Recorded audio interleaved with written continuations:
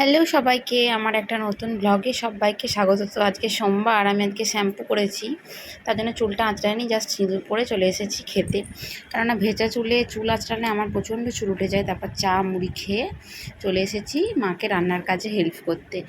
আজকে যেহেতু মাংস হবে, তাই যেহেতু আমার মা মুরগির মাংস খায় না, তো আগে মাংসগুলো রান্না করবে না, আগে মায়ের যা রান্না হবে সেগুলো করে নেবে, তারপর আমাদের মাংসটা হবে। তো মাংস অনেকক্ষণ আগেই নিয়ে এসেছে, এবার মায়ের রান্না প্রায় শেষের দিকে।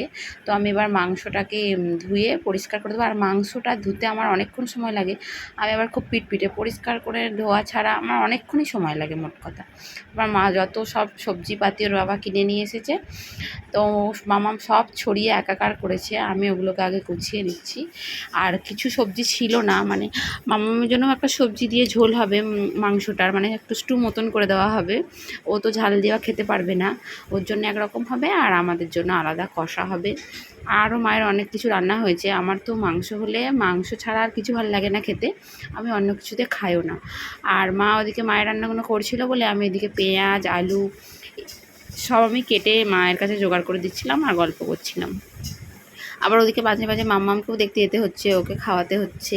তারপর ওগুলো করতে করতে এইসব কাজগুলো করে নিচ্ছিলাম। এখন আমি আদা কেটে দিচ্ছি। প্রথমে একটু আদা নিয়েছিল, তারপর দেখছি একটু আদা কম হচ্ছে, তার জন্য আমি আর একটু বেশি করে আদা কেটে দিচ্ছি। কদিন ধরে এত পরিমাণে বৃষ্টি হচ্ছে, মানে একদিনও তো বৃষ্টির অবসর নেই। তো কী আর করা যাবে, বৃষ্টিতে আমাদের একদম মানে এদিকটাই যাচ্ছে তাই একবারে অবস্থা, আমাদের এদিকে কেন চারিদিকেই একদম যাচ্ছে তাই অবস্থা। আর এই বৃষ্টির মধ্যে না ঘরবাড়ি পরিষ্কার না থাকলে একদম ভালো লাগে না। মোট কথা ঘরবাড়ির থেকেও বিছানাটা মনে হয় সব থেকে বেশি পরিষ্কার থাকা দরকার, কেননা বিছানাটাই তো ঘরের মানানসই যেমন তেমন, আর সারাদিনের পর ওখানেই গিয়ে রেস্ট নেওয়া হবে, জায়গাটা পরিষ্কার থাকলে বেশি ভালো লাগে। তাই বিছানাটা আমি একদম গুছিয়ে পরিপাটি। তারপর মায়ের দিকে আমাদের জন্য আলু ভাজছিল, আর মামামের জন্য সব সবজি কেটে নিয়েছে। আর মায়ের জন্য করেছে এরকম তিল বাটা খেতে আমাদেরও খুব ভালো লাগে। অন্যদিন আমরা খাই, কিন্তু আমি আজকে আর খাবো না। আর করেছে মুসুরির ডাল আর আলু সিদ্ধ দিয়েছে। আমার আবার আলু সিদ্ধ মাখা আর মাংস দিয়ে খেতে এত ভালো লাগে। তারপর মামাকে স্নান করিয়ে পরিষ্কার করিয়ে নিলাম।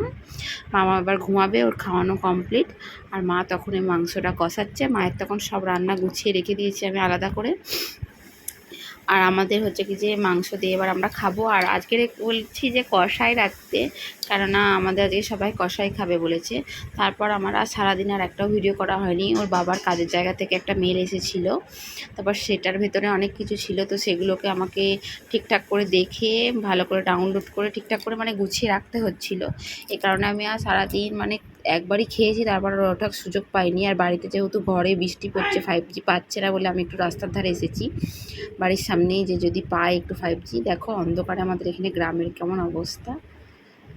হ্যাঁ, ওর বাবা তো আমাদের এখানে আসলে রাত্রেবেলা, বলে রাত্রেবেলাটা ভালো লাগে না, দিনের বেলা খুব ভালো লাগে। তো খুব আসে আমাদের এখানে, মানে আমাদের মায়েদের বাড়িতে। আর ওদের বাড়ি তো ব্যারাকপুর, ওখানে তো সবসময় আলোই আলো। তো রাতে মা করেছিল পরোটা আর মাংস, তো আমি তো সেই দুপুরবেলা খেয়েছিলাম আর খাইনি। মানে আমার একটা কাজের প্রেশার থাকলে না, আমার আর মনে হয় ওটা কখন শেষ করব।